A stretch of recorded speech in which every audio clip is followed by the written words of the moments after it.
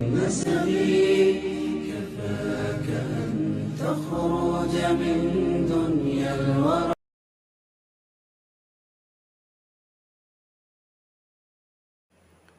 একটু ধৈর্য ধরেন, আপনাদেরকে শোনাচ্ছি পুরুষ এবং মহিলাদের নামাজের মধ্যে কিভাবে দুজনে বিতর্ক করছে, শুনেন।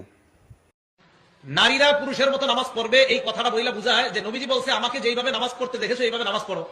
আরে ভাই, নারী পুরুষের নামাজ একরকম হবে এটা আপনি কিভাবে বলেন? আমরা যেইভাবে সেজদা দেই, আমরা যেইভাবে রুকু দেই, এইভাবে আপনি যদি আকল দিয়ে খাটান একটা নারী এইভাবে রুকু সেজদা করলে তো তাকে সুন্দর দেখাচ্ছে না।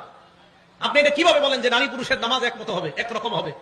নারী পুরুষের নামাজ যেমনি ভাবে তাদের সৃষ্টিগত পার্থক্য আছে, নারী পুরুষের আমলগত পার্থক্য আছে। আমাদের মহিলাদের নামাজ সম্পর্কে সংক্ষিপ্ত বিবরণ দিলে মুনাসিব হয়। মেয়েদের জুমার নামাজ জামাতের সহিত আদায় হবে কিনা, আমরা তো আজকে মেয়েদের সম্পর্কে কোনো আলোচনাই করিনি।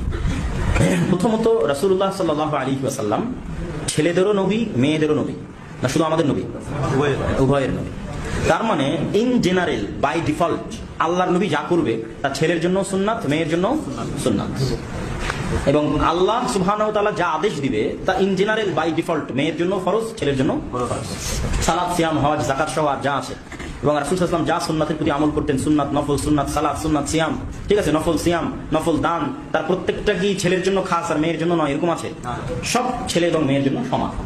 ততক্ষণ পর্যন্ত মেয়েকে আলাদা করা যাবে না যতক্ষণ না স্পেশালি আল্লাহর নবী মেয়েদের বিষয়ে কোনো হুকুম এবং আহকাম, এবং আল্লাহ সুবহানাহু ওয়া তাআলা মেয়েদের বিষয়ে কোনো হুকুম এবং আহকাম আলাদা না করে দিচ্ছেন।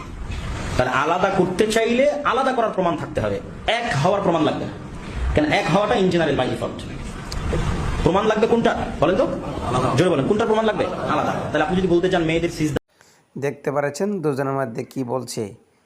আমি আশা করছি সবাই এটা বেশি বেশি করে লাইক এবং শেয়ার করে দেবেন, আর সবাই জানতে পারে যে পুরুষ এবং নারীদের মধ্যে নামাজের কি পার্থক্য আছে কিনা।